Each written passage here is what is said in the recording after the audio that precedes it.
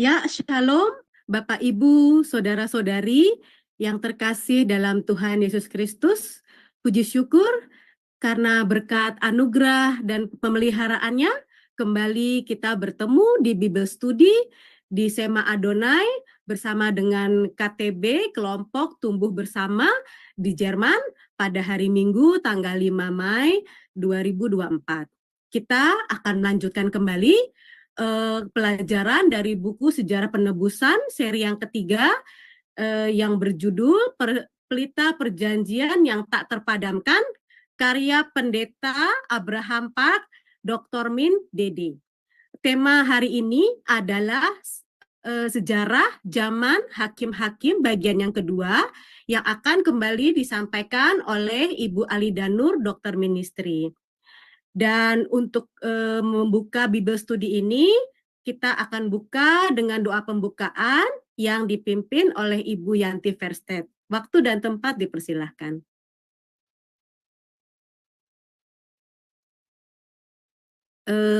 Bu Yanti, suaranya belum keluar?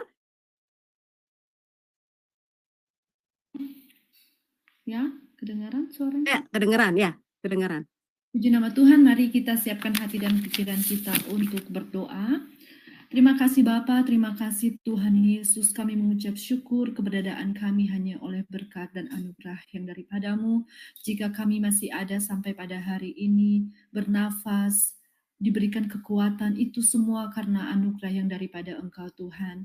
Kami berkumpul lagi Tuhan dalam ibadah di hari ini Tuhan Yesus, Sema Adonai Tuhan, lewat kelompok tumbuh bersama Tuhan, setiap kami yang mengambil bagian di hari ini Tuhan, baik Tuhan kami yang melayani maupun yang tidak melayani, Engkau memberkati Tuhan Yesus.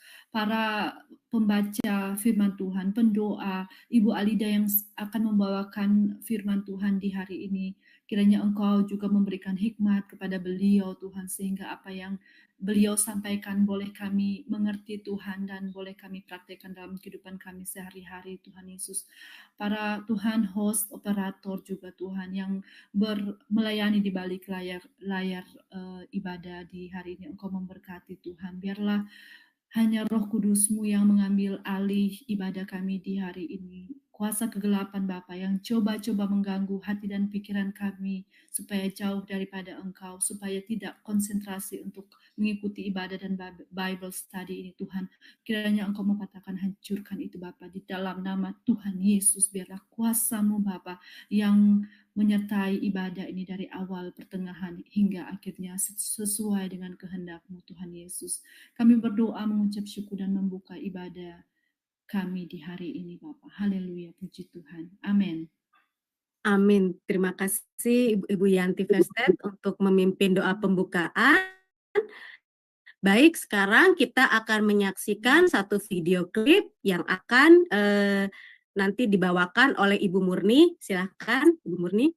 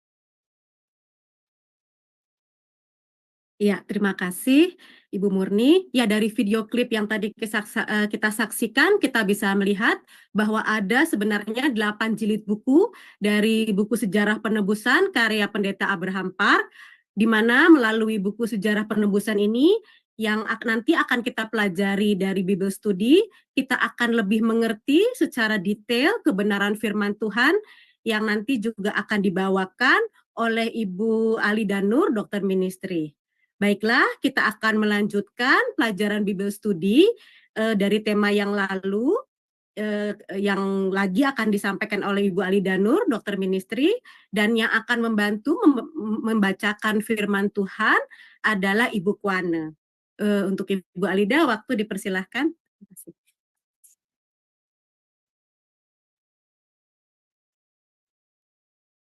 Ya, Bapak Ibu, hari ini kita akan belajar melanjutkan pelajaran mengenai sejarah zaman hakim-hakim ya. Jadi bulan lalu kita sudah belajar mengenai latar belakang ya, bagaimana zaman hakim-hakim itu seperti siklus ya, seperti siklus yang dimana karena sudah tidak ada pemimpin yang ada iman, maka tidak ada yang membimbing mereka. Dan karena tidak membimbing mereka, kemudian mereka saling kawin mengawin dengan bangsa kafir, ya, sehingga mereka menjadi berbuat dosa. Ketika berbuat dosa, lalu kemudian mereka dihukum oleh Tuhan. Ketika dihukum, merasa menderita, maka kemudian mereka bertobat, mereka menyesal dan mereka mau mencari Tuhan. Dan kemudian Tuhan mengirimkan hakim untuk menolong dan menyelamatkan mereka. Jadi seperti itu. Nanti setelah ditolong, sudah rasanya sudah nyaman, sudah hidupnya damai. Terus ketika hakimnya mati, tidak ada pemimpin lagi, pemimpin rohani lagi. Dan akhirnya itu terus-menerus siklus itu. Ya, kembali lagi berbuat dosa seperti itu. Nah, untuk pelajaran hari ini kita akan membahas 4 hakim yang pertama, yaitu Otniel, Ehud, Samgar, dan Deborah. Mengenai jangka waktunya, tahunnya itu kita bulan lalu kita sudah bahas ya. Jadi kita akan membahas mengenai peristiwanya dari 4 hakim ini. Pertama mengenai Otniel. Nah, Otniel sendiri dalam bahasa Ibrani artinya Allah adalah kekuatan atau Allah maju. Nah, siapa ini Otniel? Otniel ini adalah keponakan Galeb. Ingat Kaleb? Kaleb itu ada di kita sudah belajar waktu di buku kedua ya, bahwa 2 orang ya, generasi pertama yang bisa masuk ke kanan hidup-hidup adalah Yosua dan Kaleb. Dan Kaleb ini sebenarnya adalah bukan orang Israel asli, ya. Dia sebenarnya bangsa kafir. Dia sebenarnya adalah tawanan yang mana ketika itu ditawan di Mesir, dan ketika orang Israel itu eksodus, tawanan-tawanan yang lain ikut-ikutan eksodus. Nah, inilah keluarganya Kaleb. Tapi di dalam kehidupan 40 tahun, Kaleb melihat bagaimana kuasa Tuhan itu luar biasa ya. Kuasa Tuhan begitu luar biasa dari 10 tulah yang dikirimkan, terus bagaimana Tuhan membelah Laut Merah. Nah, dari sinilah maka kemudian Kaleb menjadi percaya kepada Tuhannya, kepada Allahnya orang Israel. Dan kemudian karena dia percaya, kemudian seluruh keluarganya dimasukkan ke dalam suku Yehuda. Ke dalam suku Yehuda, ya. Nah, dan Kaleb ini ya, di antara sebegitu banyak ya laki-laki di atas 20 tahun, dia menjadi perwakilan dari suku Yehuda yang ikut dipilih ya, 12 orang yang memata-matai tanah Kanaan. Nah, jadi Otniel ini juga pasti bangsa asing sebenarnya ya. Nah, tapi dia sudah masuk ke dalam suku Yehuda.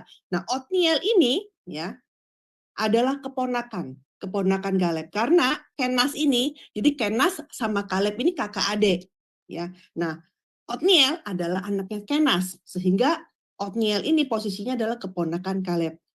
Ya. Nah, sebelumnya kita lihat dulu latar belakangnya. Nah, kenapa kita bilang Otniel ini adalah orang yang berani? Ya, karena waktu itu kita sudah belajar buku kedua bagaimana Kaleb di usia 85 tahun dia bisa menaklukkan tanah Hebron. Nah, tanah Hebron ini tanah yang sangat spesial. Kenapa? Karena tanah Hebron ini yang menghuni adalah orang-orang enak, yaitu raksasa-raksasa. Ya, nggak ada orang yang mau menaklukkan tanah Hebron, tetapi Kaleb bisa menaklukkan. Maka luar biasa sekali Kaleb bisa menaklukkan tanah yang dihuni oleh raksasa-raksasa di usia yang sudah senja, di usia 85 tahun. Nah, kemudian tentu tanah yang Kaleb taklukkan itu kan besar, ya.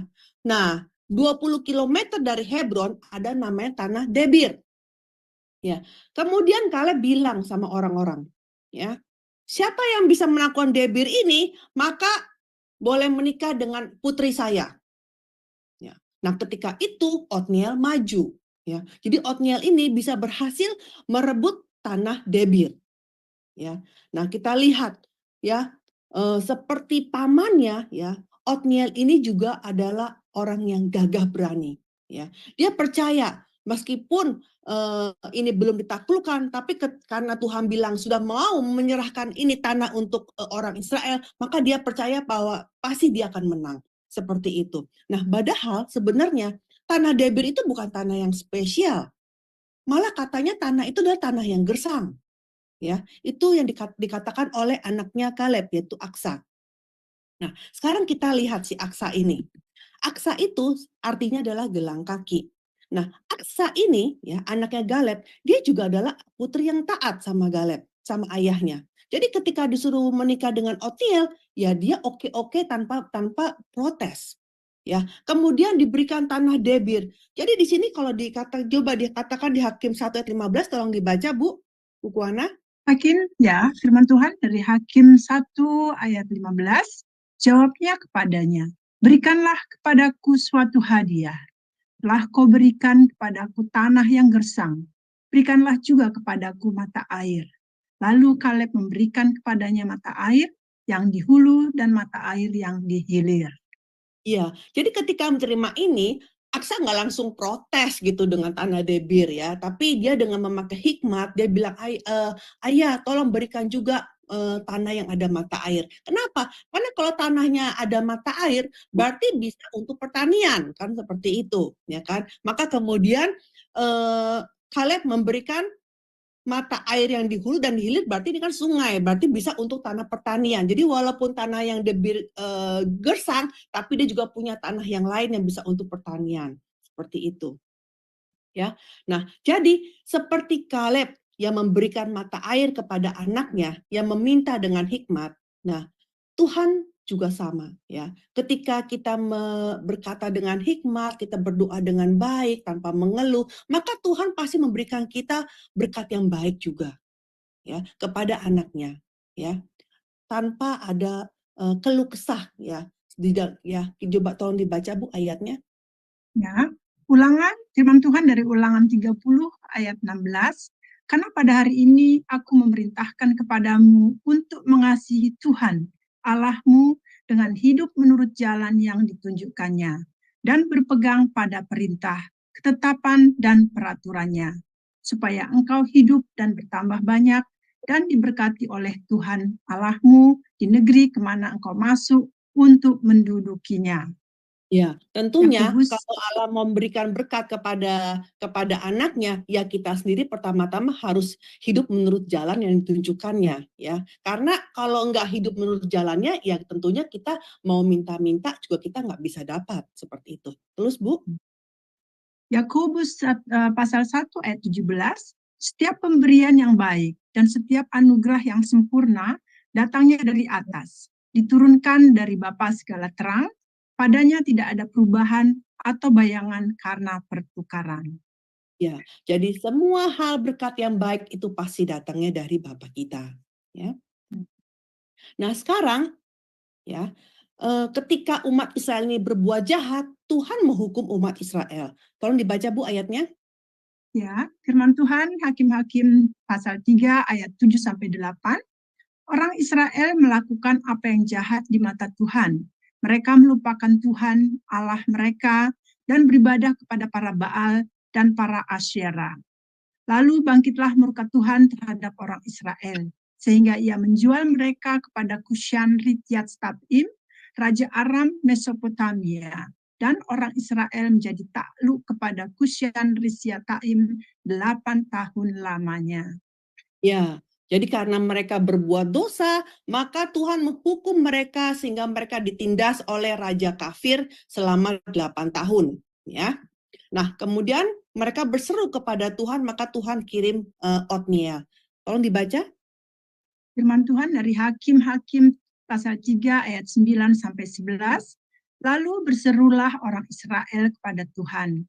Maka Tuhan membangkitkan seorang penyelamat bagi orang Israel, yakni Otniel, anak Kenas, adik Kaleb. Roh Tuhan menghinggapi dia dan ia menghakimi orang Israel. Ia maju berperang, lalu Tuhan menyerahkan Kusyan Risataim, raja Aram, ke dalam tangannya, sehingga ia mengalahkan Kusyan Risataim, lalu amanlah negeri itu 40 tahun lamanya. Kemudian matilah Otniel, anak Kenas. Ya, di sini dikatakan bahwa ketika Otniel mengalahkan Raja Aram, sebelumnya apa? Sebelumnya dibilang Roh Allah menghinggapi dia. Ya, Roh Allah. Jadi kita lihat bahwa orang itu dapat melakukan pekerjaan yang besar, ya, pekerjaan Allah. Maka sebelumnya apa? Roh Allah haruslah turun pada orang tersebut. Ya, seperti kayak kita kan hari ini ketika kita mau belajar Bible study, kita berdoa dulu kan minta bimbingan oleh Roh Kudus seperti itu, ya. Nah, setelah itu barulah hakimnya kan Otniel. Jadi selama 40 tahun itu damai, ya. Tidak ada bangsa asing yang menindas mereka. Nah, pelajaran dari Hakim Otniel ini apa untuk kita? Ya, ketika ini ada ayat kan yang mana? Lalu berserulah. Nah, berserulah ini dalam bahasa Ibrani adalah sa'ak, artinya berteriak, minta pertolongan di dalam keputusasaan. Begitu juga ketika kita sedang menderita, walaupun penderitaan itu sebenarnya gara-gara dosa kita, tapi ketika kita berdoa dengan hati yang hancur dan bertobat dengan sungguh-sungguh, dan tentunya tidak berhenti hanya berdoa 1-2 kali, tapi dengan tidak jemu-jemu, maka doa itu menjadi apa? Menjadi alat yang menggerakkan kekuatan Allah. Ya, ketika kita berdoa, maka Tuhan pasti akan mendekat kepada kita dan menemui kita. Ya, tolong dibaca. Ya, firman Tuhan dari Mazmur pasal 34 ayat 18. Apabila orang-orang benar itu berseru-seru, maka Tuhan mendengar dan melepaskan mereka dari segala kesesakannya. Yakobus pasal 5 ayat 15. Dan doa yang lahir dari iman akan menyelamatkan orang sakit itu, dan Tuhan akan membangunkan dia, dan jika ia telah berbuat dosa, maka dosanya itu akan diampuni. Amin. Ya, jadi pelajaran Otniel ini apa? Jadi dalam pelajaran ini kita belajar bahwa ketika kita berbalik kepada Tuhan, maka Tuhan pasti akan bantu kita, akan mendekat kepada kita, ya. Sekarang kita belajar mengenai hakim kedua yang bernama Ehud, ya. Ehud itu artinya bersatu, menyatu, bergabung dengan erat. Nah, latar belakangnya tolong dibaca. Hakim 3 ayat 12 sampai 14. Firman Tuhan dari Hakim-Hakim 3 ayat 12 sampai 14. Tetapi orang Israel melakukan pula apa yang jahat di mata Tuhan. Lalu Eglon, Raja Moab, diberi Tuhan kuasa atas orang Israel. Oleh sebab mereka telah melakukan apa yang jahat di mata Tuhan. Raja ini mengajak Bani Amon dan Bani Amalek menjadi sekutunya. Lalu majulah ia dan memukul orang Israel kalah. Kota pohon korma diduduki mereka. 18 tahun lamanya orang Israel menjadi takluk kepada Eglon, Raja Moab. Iya, jadi tadi yang seperti tadi ya, yang namanya ciri-ciri dari hakim-hakim itu adalah siklusnya yang berulang-ulang. Jadi setelah tidak ada pemimpin rohani, setelah tidak ada Otniel, kemudian orang Israel lupa lagi ya. Mereka berbuat jahat lagi sama Tuhan. Mereka menyembah berhala lagi, sehingga kali ini Tuhan memberikan kuasa kepada bangsa lain, yaitu bangsa Moab. Ya, dan Raja Moab ini ya, dia menindas bangsa Israel lebih lama lagi, bukan 8 tahun tetapi 18 tahun. Ya. Nah, Sekarang Hakim-Hakim 3 ayat 15 saya baca, lalu orang Israel berseru kepada Tuhan, maka Tuhan membangkitkan bagi mereka seorang penyelamat, yakni Ehud, anak Gera, orang Benyamin, seorang yang kidal. Jadi di sini kita lihat bahwa Ehud ini adalah dari suku Benyamin, yang tadi Otniel dari suku Yehuda, ini dari suku Benyamin. Nah, kata kidal di sini bukan berarti kita seperti kita ya, kita nulisnya pakai tangan kiri, tapi tangan kanan kita oke gitu, nggak ada masalah. Nah, tapi di sini kalau kita lihat dalam bahasa aslinya, itu ternyata bukannya kidal, tetapi sebenarnya tangan kanannya nggak bisa dipakai, jadi terpaksa pakai tangan kiri.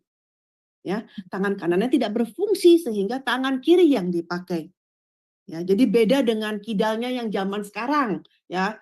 Bukan kidal seperti itu, ya. Nah, kita lihat di sini, kok Tuhan memilih Ehud yang tidak sempurna, ya, yang ada kelemahan, ya. Tapi luar biasa sekali, Allah itu memilih orang yang lemah di mata dunia untuk meniadakan orang yang berhikmat, yang kuat dan yang berkuasa di dunia. Nah, meskipun lemah, ya, meskipun ada kelemahan, tapi ketika kita bersandar pada Tuhan, maka kelemahan kita itu justru malah dipakai menjadi saluran supaya kuasa Tuhan itu bisa bekerja. Ya, tolong dibaca ayatnya. Ya, firman Tuhan dari 1 Korintus pasalnya yang ke-1 ayatnya 28 sampai 29. Dan apa yang tidak terpandang dan yang hina bagi dunia dipilih Allah. Bahkan apa yang tidak berarti dipilih Allah untuk meniadakan apa yang berarti. Supaya jangan ada seorang manusia pun yang memegahkan diri di hadapan Allah. 2 Ya, Korintus pasal yang ke-12 ayatnya yang 9 sampai 10. Tetapi jawab Tuhan kepadaku, cukuplah kasih karuniaku bagimu, sebab justru dalam kelemahanlah kuasaku menjadi sempurna. Sebab itu terlebih suka aku bermegah atas kelemahanku, supaya kuasa Kristus turun menaungi aku. Ayat 10, karena itu aku senang dan rela di dalam kelemahan, di dalam siksaan,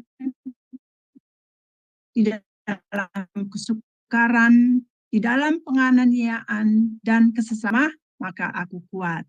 Amin.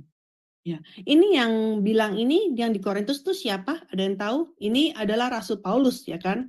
Jadi Rasul Paulus itu tahu story-nya bagaimana dia kenal Tuhan Yesus itu lewat sinar, sehingga sinar sangat kuat sehingga menjadi buta gitu. Nah, tapi setelah itu disingkapkan, kemudian dia jadi bisa lihat lagi. Tahu story-nya itu? Tahu ya? Ya. Nah, jadi kita lihat di sini Rasul Paulus. Rasul Paulus itu apa yang tidak hebat sih? Iya, dia dari suku Benyamin. Ya, suku Benyamin itu kan kalau orang-orang kalau bilang sukunya mana, suku Benyamin, suku Yehuda itu kan semuanya turun dari raja-raja. Nah, dia adalah dari situ, ya kan, suku yang bagus ya. Terus yang kedua lagi dia dari sekolah Gamaliel. Mungkin kalau zaman sekarang tuh sekolah apa ya, kayak Oxford, Yale, Harvard, seperti begitu, ya kan. Nah, kemudian dia bilang apa?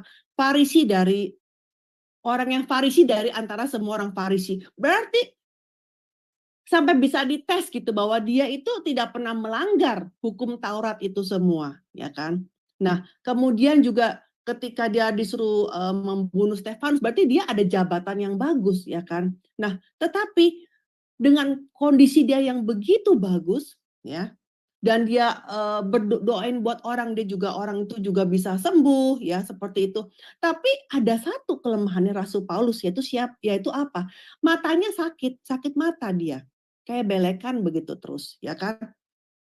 Sejak itu Sina itu dia belekan. Coba kita bayangin ya, kita punya pendeta yang luar biasa gitu. Tapi matanya belekan gitu. Tapi dia bisa menyembuhkan orang gitu. Nyembuhin ini, menyembuhkan itu. Tapi nyembuhin diri sendiri nggak bisa. Dia terus berdoa kepada Tuhan, tolong supaya mataku disembuhkan. Tapi Tuhan bilang, cukup sudah kasih karuniaku kepadamu. Kenapa? Karena dengan kamu seperti itu, maka kamu nggak bisa tinggi hati. Kamu nggak bisa jadi sombong. Karena kamu dikasih satu kelemahan itu. Kalau kamu semuanya sempurna, perfect, maka kamu menjadi sombong. Nah, hari ini juga sama. Kadang-kadang kita pikir, oh kenapa ya aku begini gitu. Misalkan Oh, aku kok kurang cantik dibandingin mereka. Oh, kok aku kok kurang berada dibandingin dia. Kita harus pikir seperti itu. Semua itu adalah kedaulatan Tuhan. Tapi Tuhan tahu semua masing-masing untuk kita nih apa. Tapi Tuhan tahu kenapa Tuhan memberi aku kelemahan yang ini. Sedangkan yang situ dikasih kelemahan yang apa. Jadi lain-lain gitu, seperti itu. Ini pasti ada rencananya Tuhan. Jadi seperti Rasul Paulus. Kalau Rasul Paulus sampai sempurna, mungkin dia tidak bisa menjadi rasul yang hebat. Tapi karena dia menjadi rasul yang tidak sempurna, masih ada satu cacatnya dia, yaitu sakit matanya dia nggak bisa disembuhkan, maka dia menjadi orang yang rendah hati, seperti itu. Ya, maka itu dikatakan karena kelemahan itulah masa kuasaku menjadi sempurna, seperti itu. Ya. Nah, sekarang di Hakim 3:12 dikatakan bahwa siapa yang dikasih kuasa oleh Tuhan, yaitu bangsa Moab. Ya, bangsa Moab. Nah, bangsa Moab ini ketika diberikan kekuatan oleh Tuhan, maka Moab ini malah ngegeng bersatu dengan Amon dan Amalek. Coba kita lihat, bangsa Moab, bangsa Amalek, ini adalah bangsa yang sebenarnya bangsa yang terkutuk. Yang sampai-sampai Musa bilang apa di kitab Ulangan, ini bangsa ini nggak boleh nginjek bait suci selama-lamanya. Juga dikatakan Amalek, itu harus namanya mesti dihapus di kolong langit. Seperti itu. Tapi kok dari bangsa yang terkutuk ini malah bisa menginjak-injak bangsa Israel. Dan kalau dipikir-pikir lagi, kok ya Tuhan malah memberikan kuasa kepada mereka. Ya, jadi kita lihat bahwa umat Israel ini menerima aib, ditindas bukan oleh bangsa yang hebat gitu ya, tapi malah bangsa yang sebenarnya bangsa yang hina. Ya. Dan mereka harus membayar upeti selama 18 tahun. Hari ini juga sama. Kadang-kadang kita mungkin berpikir, aduh kenapa ya aku ini ditindas sama orang tapi yang seperti begini gitu loh. Seperti kadang-kadang kita tidak habis pikir kan. Ya. Kadang mungkin kita punya bos gitu. Aduh bosnya sepertinya itu ngerjain kita gitu. Kita ngomong misalkan begitu. Pilih-pilih kasih gitu. Seperti itu. Ya, saya nggak tahu setiap orang masalahnya lain-lain. Tapi kita lihat di sini bahkan bos atau siapapun penguasa itu diberi kuasa oleh Tuhan. Ya,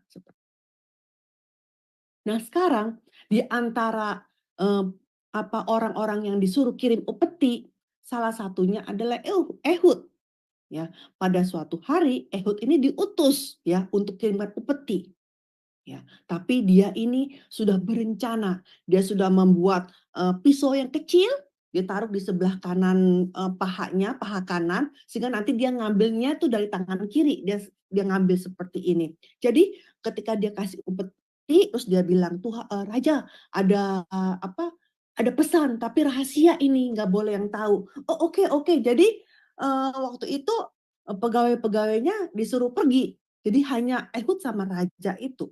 Dan kemudian Ehud tusuk ya si Eglon ini. Nah, Eglon ini kan sangat gendut ya, sampai-sampai ketika ditusuk itu sampai-sampai karena pisaunya pendek, maka pisaunya sampai tenggelam di dalam perutnya itu, ya di dalam lemaknya itu, nggak bisa dicabut lagi. Nah, kemudian setelah itu Ehud pergi. Nah, ketika Ehud kabur dari istana itu, kemudian Ehud mengajak orang-orang untuk berperang. Ya. Nah, waktu itu kita lihat ya, bagaimana Ehud ini adalah pemimpin walaupun dia ada kelemahan, tapi adalah pemimpin yang unggul. Kenapa? Karena dia ketika kasih instruksi itu bukannya dia nyuruh-nyuruh saja, tapi dia bahkan memimpin di dalam peperangan. Ya, dia bisa mengumpulkan kekuatannya bersama-sama dan dia bisa menghalau musuh. Dan nanti kalau kita baca di Hakim 3 seterusnya itu sampai-sampai mereka bisa berhasil membunuh 10.000 orang Moab. Ya, di Hakim 3 ayat 27 sampai 28 dikatakan, lalu turunlah orang Israel bersama-sama dengan dia dari pegunungan itu dan ia sendiri di depan. Jadi ia sendiri di depan.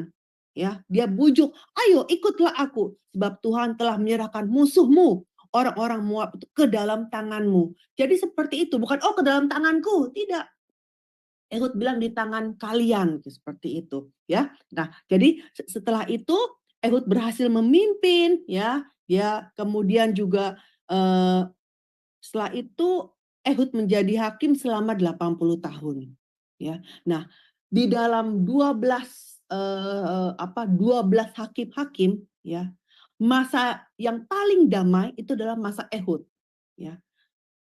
Jadi kedamaian selama 80 tahun adalah masa damai yang terpanjang di dalam sejarah hakim-hakim. Nah, pelajaran lewat hakim Ehud ini apa? Ketika umatnya kembali berbuat dosa, Allah menghukum lagi ya, dengan mengizinkan musuhnya untuk bisa merebut milik umatnya, merebut harta umatnya, dan membuat umatnya itu menderita. Supaya apa? Supaya kita kembali kepada Tuhan. Ya, jadi seperti arti nama Ehud, ya.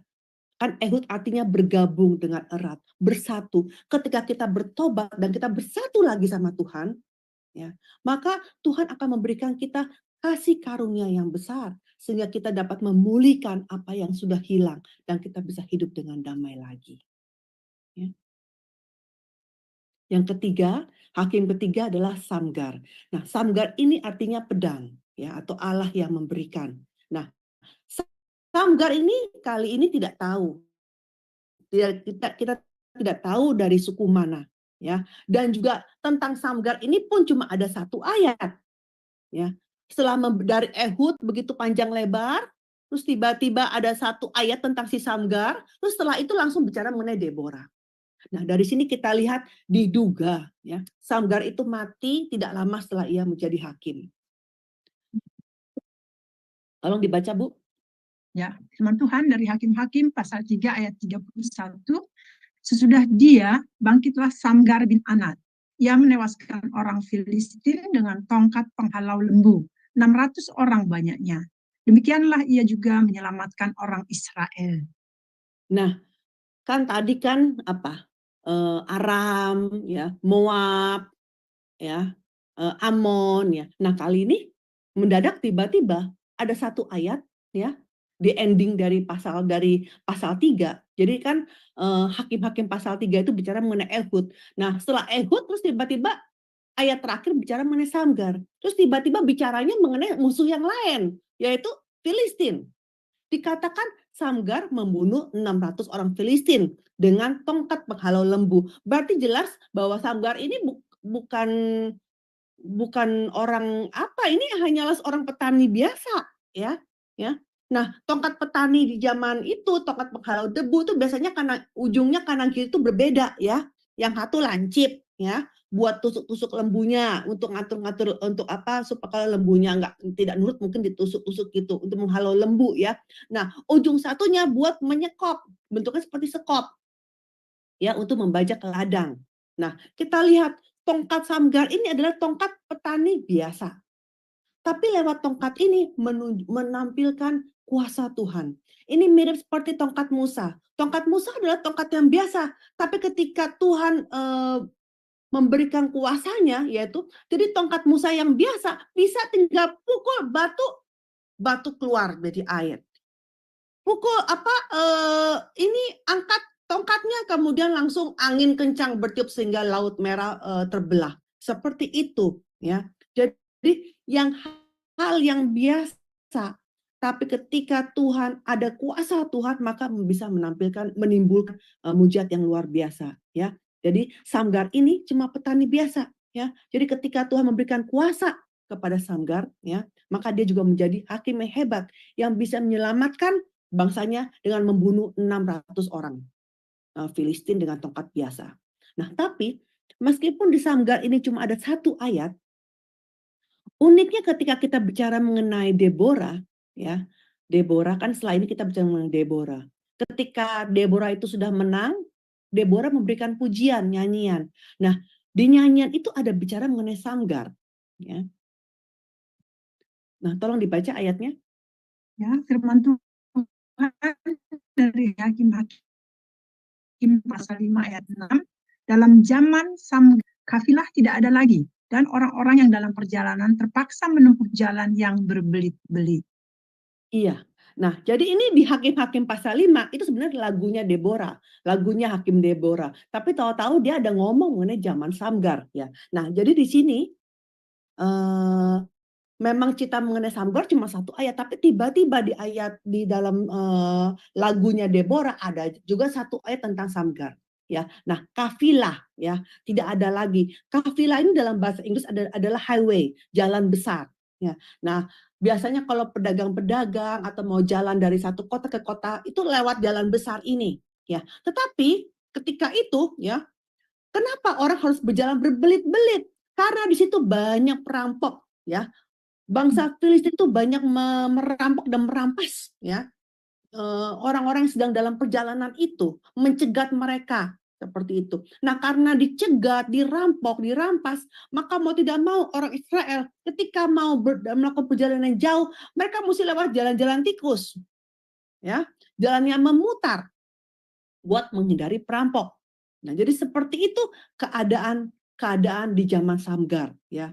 Jadi karena itulah Samgar bisa menyelamatkan Israel, bisa membunuh 600 orang Filistin. Kita lihat di sini ternyata kondisi Samgar itu di dalam zamannya itu seperti itu orang Filistin. Jadi bukan karena mendadak Samgar langsung perang gitu sama orang Filistin, tidak. Ya ini karena Filistinnya mengacau dulu ya, merampok dan merampas dan menekan orang-orang Israel seperti itu. Nah, kalau kita lihat petanya,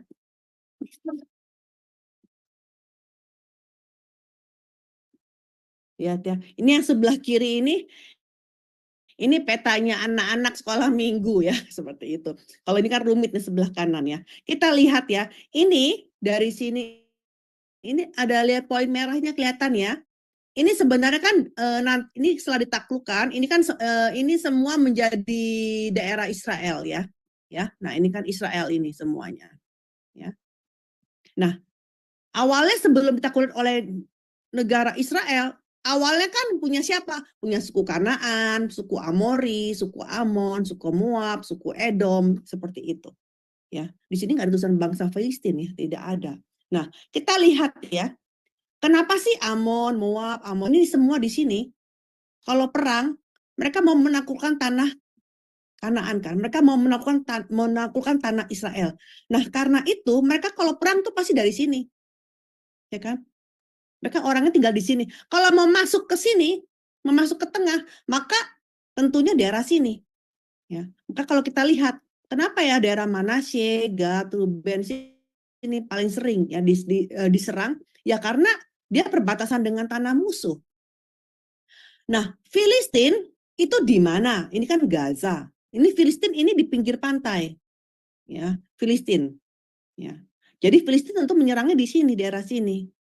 Jadi kita sudah belajar kan bulan lalu bahwa Samgar, waktu zamannya Samgar sama zaman Ehud ini berbarengan. Ya. Kenapa bisa berbarengan? Karena musuhnya berbeda. Ya, musuhnya berbeda ya, seperti itu. Ya, jadi tiba-tiba kenapa bicara mengenai Filistin? Ya karena dia di area yang berbeda, seperti itu. Nah, sekarang pelajaran apa yang kita dapat peroleh dari Samgar ini? Ya, rahasia kemenangan dari orang kudus itu bukan dari kualitas senjata atau dari jumlah banyaknya pasukan, melainkan pada kuasa yang diberikan oleh Tuhan. Ya, jadi meskipun kita hanyalah orang yang biasa, orang yang tidak berdaya, orang yang tidak mampu, asalkan kita dipegang oleh tangan Tuhan, maka kita pun bisa melakukan pekerjaan besar. Ya, jadi sebagai pedang yang tajam oleh tangannya, seperti siapa? Seperti Samgar, arti nama Samgar adalah pedang. Saya baca 1 Samuel 17 ayat 47, dan supaya segenap jemaat ini tahu bahwa Tuhan menyelamatkan bukan dengan pedang dan bukan dengan lembing, sebab di tangan Tuhanlah pertempuran dan ia pun menyerahkan kamu ke dalam tangan kami. Efesus 6 ayat 17, dan terimalah ketopang keselamatan dan pedang roh yaitu firman Allah. Maka saya juga berdoa, kita semua berdoa, ketika kita berdoa, kita mohon kepada Bapa Tuhan, Tuhan tolong pegang kami dengan tangan kanan Bapa, supaya kita pun bisa melakukan pekerjaan yang Bapak kehendaki, yang Bapak senangi seperti itu. Yang kita bisa kita bisa menang, mengalahkan semua hal setan ataupun godaan yang membuat kita menjadi lemah dan berdosa seperti itu. Nah, nomor 4, Hakim Deborah. Nah, Deborah ini artinya lebah madu atau lebah. Ya. Latar belakangnya apa? Sama lagi ya. orang Israel lupa lagi dan berbuat dosa lagi. Sehingga kali ini Tuhan membuat mereka ditindas oleh Yabin, raja Kanaan, dan juga oleh panglimanya yang bernama Sisera. Jadi si Yabin ini punya panglima, itu juga sadis panglimanya, namanya Sisera ya. Jadi sampai-sampai biasanya kan kalau kita ditindas kita cuma sebut nama rajanya. Tapi kali ini sampai-sampai nama panglimanya pun disebut. Berarti Sisera ini tanda kutipnya memang dia tuh sadis begitu. Jadi ini spesial nih Sisera panglimanya. Jadi bukan hanya oleh Yabin saja, tapi bahkan panglima pun menderita sekali orang Israel. Dan kali ini menderitanya cukup lama, 20 tahun. Ya, jadi kita lihat ya, kita sudah belajar sampai 4 hakim ya. Dari 4 hakim pertama, hakim kedua, ketiga, kalau Samgar memang nggak ditulis sih berapa lama. Tapi kita lihat bahwa ternyata hukumannya makin lama makin panjang. Ya, dari 8 tahun, 18 tahun, 20 tahun, dan nanti kalau kita belajar lagi, hakim ke-12, hakim yang terakhir adalah Simson. Kita sampai ditindas selama 40 tahun oleh Filistin. Jadi kita lihat bahwa ternyata hukuman Tuhan makin lama makin panjang. Kenapa? Karena kita melakukan dosa yang sama lagi, diulang lagi, dosa yang sama, sehingga hukumannya makin susah seperti itu. Ya, tolong dibaca ayatnya. Ya, firman Tuhan dari Hakim-Hakim pasal 4 ayat 1 sampai 3. Setelah Ehud mati, orang Israel melakukan pula apa yang jeka ke dalam tangan Yabin, raja Kanaan, yang memerintah di Hazor. Panglima tentaranya ialah Sisera, yang diam di kepada Tuhan, sebab Sisera mempunyai 900 kereta besi, dan 20 tahun lamanya ia menindas orang Israel dengan keras. Ya. Nah, siapa itu Deborah? Saya bacakan Hakim-Hakim 4 ayat 4 sampai 5. Pada waktu itu Deborah, seorang nabiah istri Lapidot, memerintah sebagai hakim atas orang Israel. Ia biasa duduk di bawah pohon korma Deborah antara Rama dan Betel di pegunungan Efraim, dan orang Israel menghadap dia untuk berhakim kepadanya. Jadi kita lihat di sini Deborah adalah istri Lapidot dari suku Efraim. Ya, dia dari suku Efraim, ya, dari istri Lapidot yang artinya juga suluh atau petir. Tolong dibaca ayatnya, Bu. Firman Tuhan dari Hakim-Hakim pasal 5 ayat 7, penduduk pedusunan diam-diam saja di Israel. Ya, mereka diam-diam sampai engkau bangkit. Deborah bangkit sebagai ibu di Israel. Ya, jadi ketika mereka ditindas, kemudian yang memimpin penyerangan ini adalah Deborah, ya. Deborah dengan komandannya bernama Barak. Jadi ketika itu mereka memimpin menyerang raja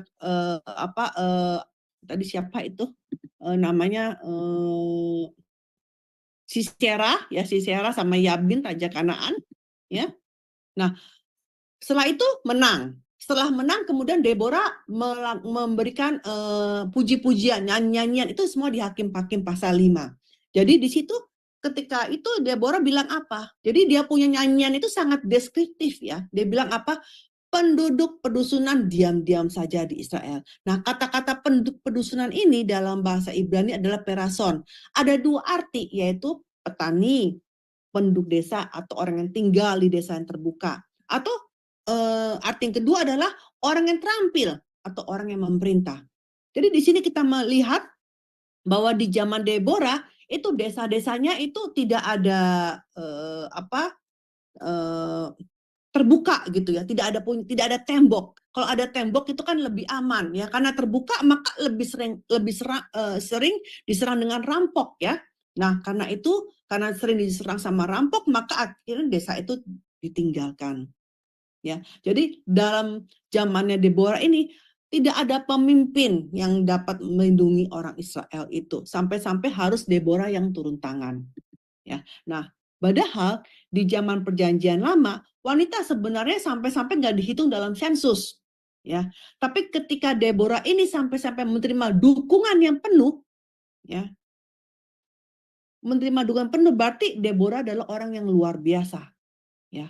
Jadi waktu itu Barak bilang sama Deborah, ya, mengajak ini untuk Deborah mengajak Barak untuk bisa memimpin perang. Ya. Nah, waktu itu Barak hanya dapat 10.000 tentara dan 10.000 sukarelawan. Yang namanya 40.000 relawan, ya kan. Tetapi Sisera sendiri ya, dia punya 900 kereta besi. Mungkin kalau zaman sekarang seperti kayak mobil tank, ya kan. 900 kereta besi itu baru kereta besinya aja. Dan dia mengerahkan apa? Seluruh rakyat dan seluruh tentaranya. Berarti ini sangat-sangat tidak sebanding, ya.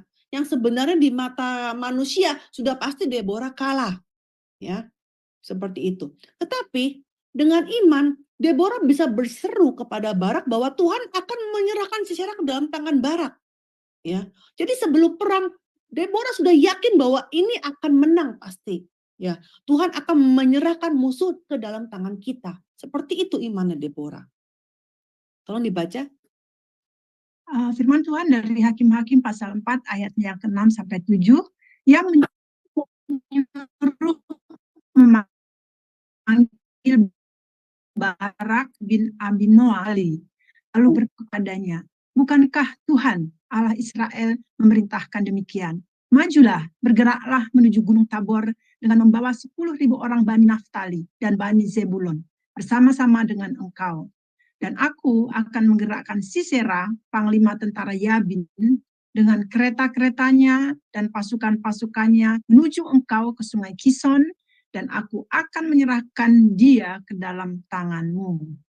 Ya, nah kemudian kita mau menganalisa ya mengenai nyanyian lagu Deborah ya. Apa saja sih isi nyanyian Deborah itu di pasal 5? Karena kita lihat ya apa saja ya isinya. Isinya itu yaitu tentang isinya tentunya nomor satu adalah dia memuliakan Tuhan ya. Jadi ini lagu kemenangan ya. Bagaimana dia memuliakan nama Tuhan dan dia juga memuji orang-orang yang telah berjasa dalam perang ya. Yang pertama ya, Deborah ini memuji Allah karena telah menang dengan pertolongan dari Allah.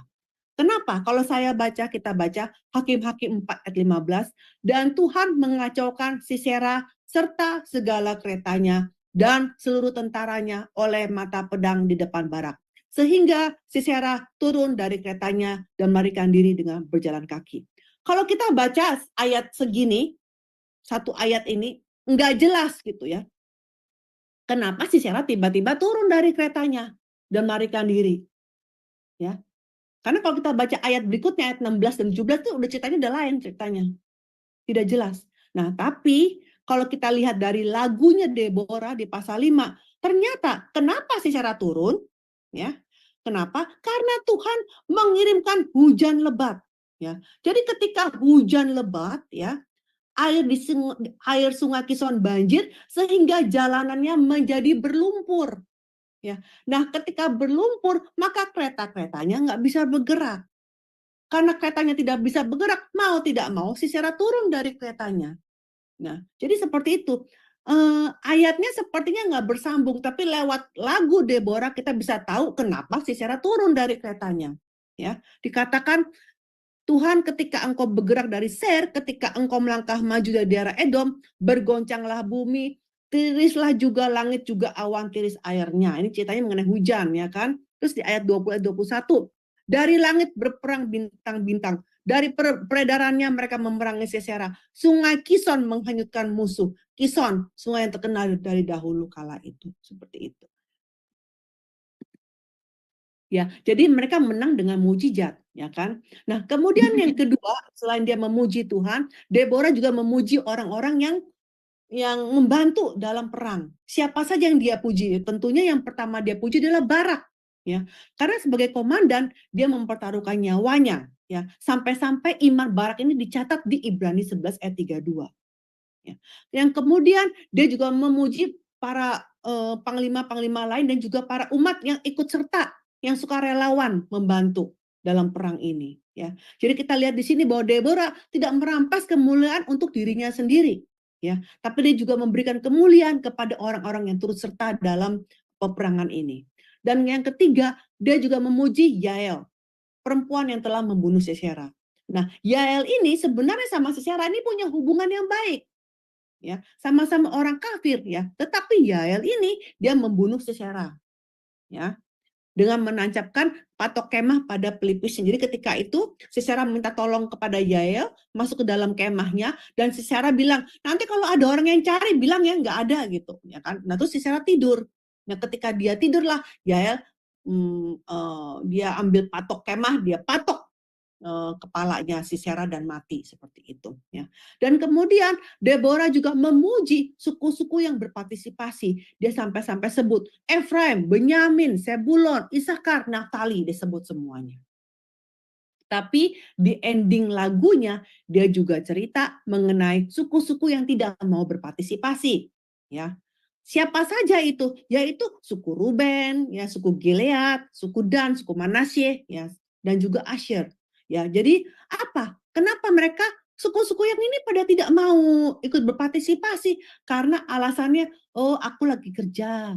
Ya. Sama kan hari ini, oh kita ada pelayanan di dalam gereja atau kita mau apa, tapi kita malas berpartisipasi. Aku hanya mau datang ke gereja tuh hanya ya pas tank terus pulang tank gitu, nggak mau bantu-bantu, nggak mau berpartisipasi seperti itu. Alasannya apa? Oh ya aku sibuk urus anak, aku harus bekerja dan lain-lain seperti itu. Sama, alasan mereka tuh sama seperti kita, kalau kita kasih alasan tuh sama. Tolong dibaca Bu. Nah, firman Tuhan dari Hakim-Hakim pasal 5 ayat 16 sampai 17. Mengapa engkau tinggal duduk di antara kandang-kandang sambil mendengarkan seruling pepanggil kawanan? Di pihak pasukan-pasukan suku Ruben ada banyak pertimbangan. Orang Gilead tinggal diam di seberang sungai Yordan, dan suku Dan, mengapa mereka tinggal dekat kapal-kapal? Suku Asyer duduk di tepi pantai laut, tinggal diam di teluk-teluknya. Ya, seperti itu. Ya. Nah, pelajaran dari perjanjian Deborah ini apa? Nah, Deborah ini artinya lebah madu, ya. Bagus ya, lebah madu, ya. Nah, kata Deborah ini ternyata berasal dari kata dabar yang artinya berfirman. Jadi Deborah artinya berfirman juga. Jadi hari ini ya, Allah sedang mencari orang-orang yang mau mendengarkan firman dan percayanya juga dengan iman. Dan setelah mendengar firman, kita harus menyaksikan kembali. Kita harus menyaksikan firman kembali, dan tentunya bukan hanya sekedar mendengarkan firman, tapi kita juga harus berbuat sesuai firman. Ya. Nah, sekarang Deborah, meskipun satu orang kelihatannya lemah, tapi sekawanan lebah sangatlah kuat. Ya, jadi seperti itu, ya. Kan di dalam ceritanya Deborah ya, bagaimana ketika bangsa Israel itu masuk menaklukkan Kanaan, kan Tuhan selalu mengirimkan tabuhan. Tabuhan itu adalah lebah yang besar ya, lebah yang besar, lebih gede daripada lebah madu ya, seperti itu. Jadi bangsa-bangsa Kanaan dahulu tuh kalah ketika bangsa Israel itu masuk menaklukkan Kanaan. Begitu juga sama ya. Allah menyelamatkan Israel bukan dengan tabuhan, tapi dengan turun hujan yang begitu lebat, itu juga sama. Nah, begitu juga kita. Kadang ada pekerjaan di dalam gereja, ada pelayanan, ya. Tentunya kalau kita bersatu, kita bersama-sama, pasti lebih baik, kan seperti itu. Seperti hari ini kita mengadakan Bible study, ada yang satu membaca firman, ada satu yang mengurus Zoom-nya, semuanya saling bersatu. Nggak cuma satu orang. Kalau satu orang akan sulit, tapi dengan kita bersatu, ibu-ibu KTB ini, maka kita bisa ada acara seperti ini. Jadi kita harus seperti demikian, pekerjaan Tuhan pun harus bersama-sama ya. Jadi mari kita pun bisa menjadi seperti Deborah-Deborah rohani yang mendengarkan firman, yang juga memberikan bersaksi firman, dan juga kita bisa berdiri di depan seperti Ehud ya, dengan memberikan teladan bagi orang-orang di sekitar kita. Amin. Mari kita berdoa.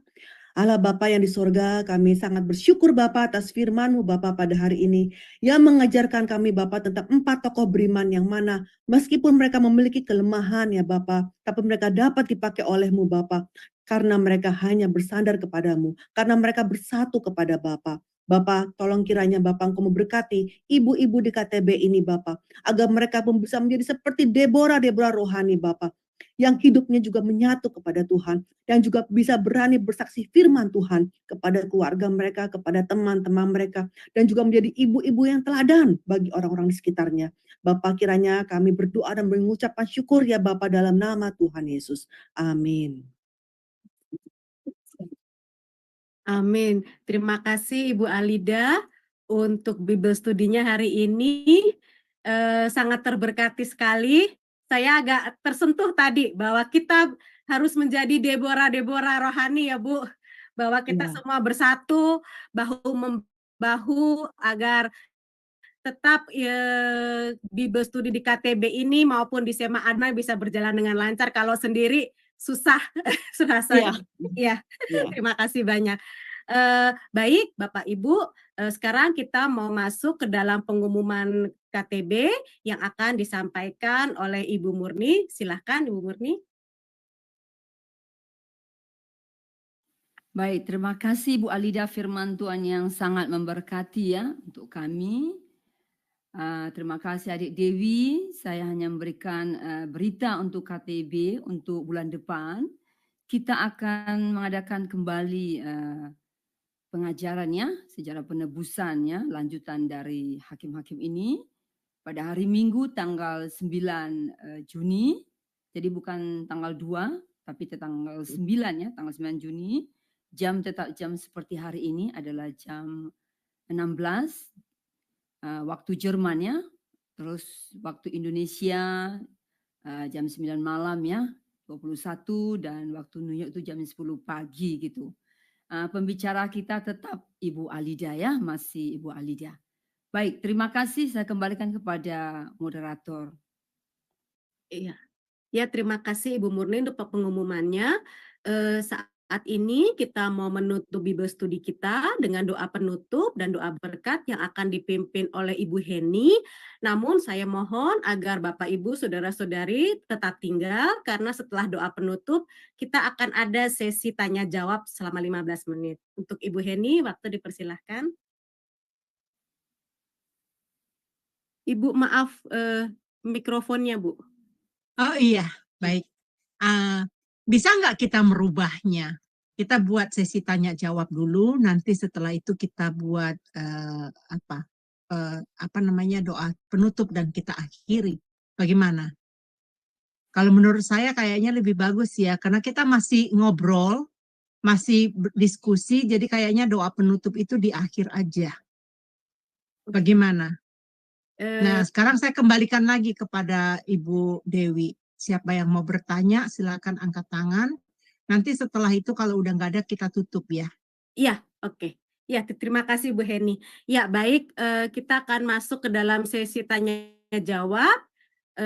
Untuk Bapak Ibu, saudara-saudari, kalau ada yang mau ditanyakan dari pelajaran Alkitab yang tadi dibawakan oleh Ibu Alida. Ya, atau tanggapan apa yang sudah dipelajari. Ya, nggak biasanya ya kita dapat masing-masing, kan pelajaran ini nggak kita ketemui ya. Betul Bu, ini dikupas secara detail. Mungkin Ibu Grace Sumilat atau ya, silakan Bu Grace. Iya, terima kasih kesempatannya, sangat terberkati banget dengan kelas hari ini Bu Alida. Saya mau tanya nih, jadi kan Deborah itu arti namanya lebah atau lebah madu. Saya ingin tahu apakah di budaya Israel itu lebah itu punya satu arti khusus ya, misalnya kalau yang kita belajar kayak di Amsal itu semut itu dikatakan hewan yang rajin gitu ya, hewan yang pekerja keras seperti itu ya. Kalau mengenai lebah itu apakah ada kayak filosofi khusus gitu, dia menggambarkan apa gitu Bu Alida? Thank you. Pertanyaannya bagus. Saya kurang tahu, jujur aja, kalau saya tidak tahu, saya harus kasih tahu tidak tahu ya kan. Nah, tetapi yang satu hal yang sebagai fakta adalah bahwa ternyata tabuhan ini kalau kita baca di dalam ketika perang penaklukan Kanaan, itu Tuhan selalu pakai tabuhan itu sebagai alat perang, sebagai alatnya dia untuk perang gitu. Jadi Tuhan pakai itu. Jadi saya lihat itu jadi lebah ini jadi seperti senjata ya Bu ya, seperti itu. Apalagi ingat nggak Bu yang Ibrani yang firman itu seperti tajam seperti pedang di Ibrani, Iya, ya kan? pedang bermata dua ya. Apalagi Deborah artinya berfirman, dabar. Berfirman tapi juga seperti lebah. Nah, lebah itu kalau di dalam ketika perang kanan itu dipakainya tabuhan, yaitu seperti lebah juga gitu kan, seperti itu. Sebagai alat perang, jadi seperti alat perang juga seperti itu. Itu sih Bu. Iya, Tapi kalau terima kasih. Deborah lebahnya khusus sebagai apa gitu kurang tahu. Mungkin mesti lihat di Amsal atau Pengkhotbah yang biasanya Salomo itu ngadu. Iya, iya, iya. Atau Terima Ibu kasih. mungkin ada mungkin ayatnya bagus share ke kita. Jadi Iya, saya kebetulan juga sedang meneliti tentang Deborah. Jadi oh, penasaran aja gitu tentang apa namanya. Saya lagi penasaran mengkaitkan antara pohon korma, tempat di mana Deborah selalu duduk untuk menghakimi bangsa Israel kan di bawah pohon korma Deborah. iya. Saya Iya. lagi meneliti kaitan antara pohon korma itu dengan nyanyian Deborah di pasal 5 itu. Mm-mm. Intisari daripada nyanyian Deborah itu pasti kalau menurut saya sih ya sedikit banyak akan terkait dengan pohon korma. Saya bayangkan kalau Deborah duduk di bawah pohon korma itu, dia jadikan pohon korma itu sebagai kayak alat peraganya dia gitu setiap kali menghakimi bangsa. Oh, karena Oh, memang di iya, dalam itu di zamannya Israel itu yang namanya orang berkumpul itu di bawah pohon, Bu. Kalau belajar sejarahnya, oh, ya gitu kan? ya, gitu. Iya, kayak kita mungkin zaman dulu kalau ada pohon karena sana kan panas sehingga ketika ada pohon yang Mm-mm. lebat, orang lebih senang berkumpul di sana. Kalau mungkin zaman Iya. tempat kita bergosip kali sekarang gitu ya kan? Ya kan?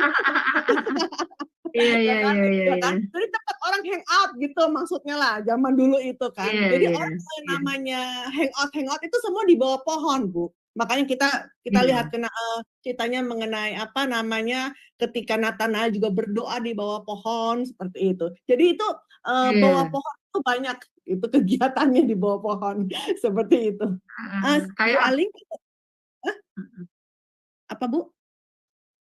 seperti waktu Abraham itu kedatangan 2 tamu itu, malaikat itu 3 malaikat itu juga di bawah pohon ya mereka berkumpul Iya, ya. iya hangoutnya di situ Bu. Ini kayak tradisi ya buat mereka pada zaman dulu ya. Karena kan gak ada gedung-gedung waktu zaman sekarang ini kan kita bisa lari ke library, ya, ke Iya, iya. perpustakaan, kita lari ke kafe, ya, ketemu gitu ya. Jadi Iya, pada era zaman dulu itu ya karena pohon-pohon rindang itulah buat mereka duduk santai gitu. Jadi buat pertemuan. Jadi ya iya. gitu. Ya. Uh-uh. Dan mungkin setelah di zamannya Eropa mulai deh namanya market atau enggak? Kalau kita lihat desain kota ya apalagi di Eropa itu biasanya kalau market itu tengah-tengah kayak alun-alun ya kan Bu seperti Ya. itu. Mulai kumpulnya di situ. Di Ada taman, Bu. alun-alun. Kalau Iya. musim panas di taman. Iya. Ya tapi kan dulunya itu di abad 16-17 itu biasanya di alun-alun. Jadi alun-alun kota itu. Jadi mau kasih pengumuman di situ ya kan seperti Ya. itu. Mm-mm. Iya, iya. Tadi Bu Terima Aling ada kasih pencerahannya.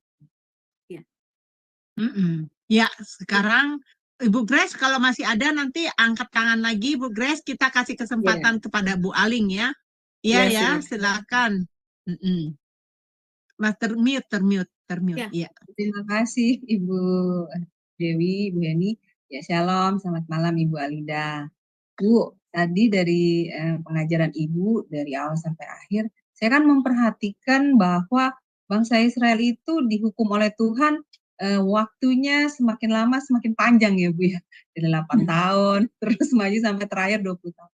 Nah ini tujuannya apa Ibu? Tuhan menghukum sedemikian, maksudnya sampai sedemikian lama gitu. Karena apa ya Bu?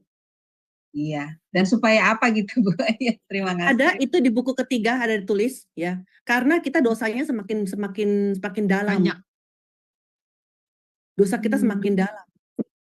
Jadi harus Makanya ketika diajar seperti itu ya. bangsa Filistin itu sampai bangsa Filistin sampai apa ya menindas selama 40 tahun karena dosanya sudah semakin dalam. Itu di halaman berapa itu ada dikatakan itu. Mengapa seperti itu? Karena memang semakin dalam dosanya. Semakin banyak. Kayak zaman sekarang aja.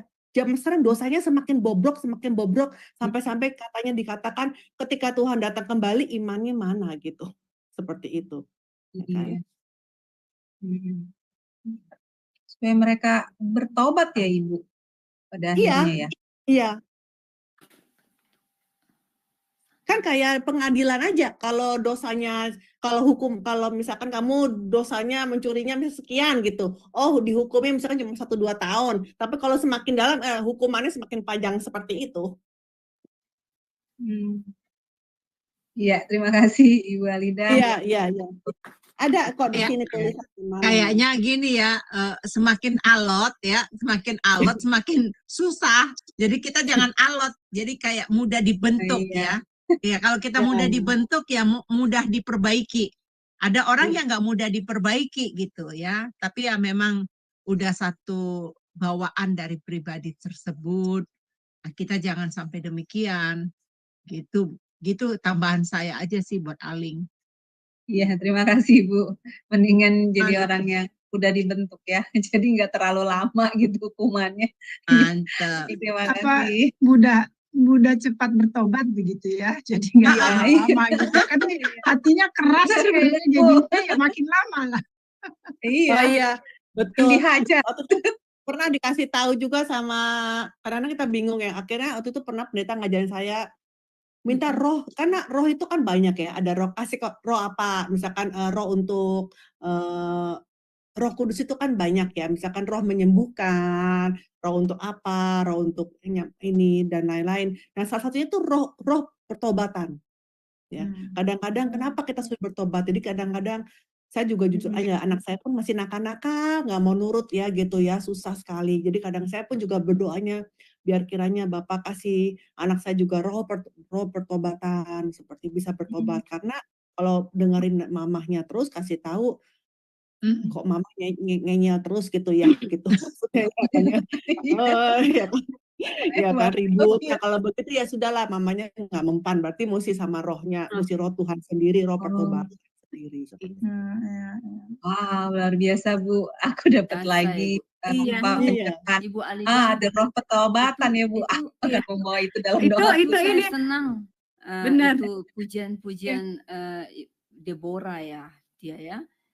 Di akhir pujiannya itu, tapi saya nggak tahu apakah ini dia bernyanyi atau bentuk puisi atau bersanjak dia gitu, kita nggak tahu ya. Situ hanya memuji ya, memuji itu kan banyak bentuknya nyanyi gitu ya. Sih sebenarnya Apakah itu bentuknya itu berbentuk bersanjak, dia memuji Tuhan itu kan ada macam-macam caranya. Apakah sebenarnya nyanyian Bu, kayak di Amsal tuh banyak gitu. nyanyian Bu. Banyak nyanyian kan, Amsal juga banyak nyanyian, cuma karena kita baca katanya kayak nggak nyanyi kan, bukan kayak puisi. Tapi mungkin di sononya kayak nyanyi. Ini kayaknya ada sarjana musik nih di sini nih. Ayo Bu Grace. Judulnya jelas kok. Mungkin ada pertanyaan Ibu Grace sepertinya ya. Oh iya. Nyanyi ya, pujian dia nyanyi ya berarti ya. Nah, iya. Tapi dia memuji pertama, tapi dia membuka juga orang-orang yang tidak partisipasi ya, itu memang salut juga ini, dia memuji yang partisipasi, yang ikut, yang tidak ikut juga dia masukin juga di dalam secara tidak langsung penegurannya Bu ya. Menyintir ya Bu ya. Luar biasa itu pujian ini, perlu diingat ini nih Deborah ini, nanti bisa dibuat satu sama Ibu Grace ini.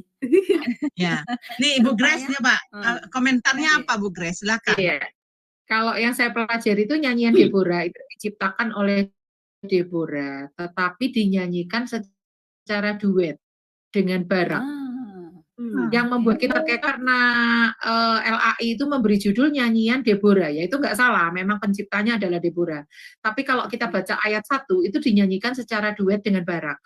Di sini saya melihat spirit daripada Deborah ini orang yang nggak mau menonjol sendirian. Dia selalu memuji orang-orang yang ikut terlibat dalam peperangan itu. Dia juga rendah hati. Rendah hati. Dia nggak mau kayak ambil kredit sendiri gitu. Jadi dia walaupun yang menciptakan lagunya itu dia, tapi dia ajak Barak untuk nyanyi duet bersama gitu. Wih, mantap. Nah, Luar biasa. keren ya. Bahkan yang Keren. tercantum namanya di dalam Ibrani kan hanya Barak. Deborah kan nggak masuk dalam daftar pahlawan iman. Padahal kan dia juga Ya. sangat berperan kan di dalam peperangan itu. Tetapi disinilah kita kagumnya sama Deborah itu dia orang yang teamworknya itu keren kayak ya model-model Bu Hedi beginilah. Wey. Wah, Mungkin hebat. mungkin kalau di perjanjian baru seperti seperti Barnabas, seperti ya yang mana memberikan panggungnya kepada Rasul Paulus gitu, seperti itu. Iya, iya, keren gitu Jadi loh. dia di belakang ya, tapi yang di depan Iya, wah, hebat. Keren iya. ini keren ini. Nah, itu yang mau saya tanyakan Bu Alida. Jadi Barak itu sering dikotbahkan sebagai pria penakut gara-gara dia ngomong sama Deborah kan, kalau kamu maju, aku maju. Kalau kamu nggak maju, aku nggak maju. Nah, itu kan Iya. sering jadi bahan olok-olokan di mimbar tuh kalau orang kayak Barak tuh pria penakut yang sembunyi di balik ketiak wanita kayak gitu kan.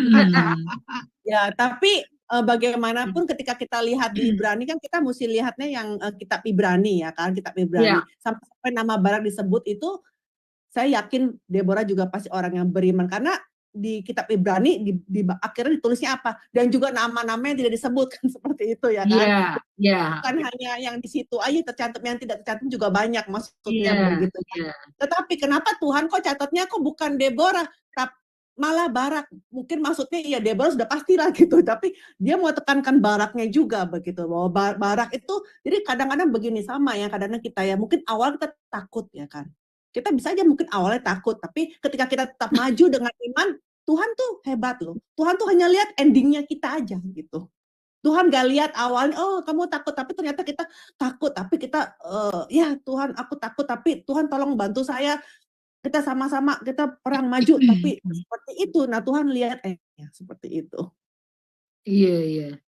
Jadi saya setuju sama Bu Alida ya. Kalau menurut pendapat saya sih, si Barak tuh bukan orang penakut ya, hanya mungkin dia memastikan dalam peperangan ini Deborah sebagai pemimpin rohani itu harus ikut serta dalam peperangan ini. Dia nggak pengen pergi sendiri, Kayaknya dia tahu ingin, diri dia Bu ya. ya dia ingin kayak Tahu diri, menghadirkan jadi dia wakil harus Tuhan. agak Ya, menurun gitu loh ya. Dia iya, kayaknya apa sedikit menghormati Deborah gitu kan. iya, betul. Dan juga apalagi di situ dibilangin Deborah itu sudah nabiah loh, katanya gitu kan. Iya, iya, iya, iya. Iya. Setuju saya, Bu. Iya, masih Baik. ada lagi yang mau memberikan tanggapan, mungkin dari Kak Kuane atau adik Yanti Vester.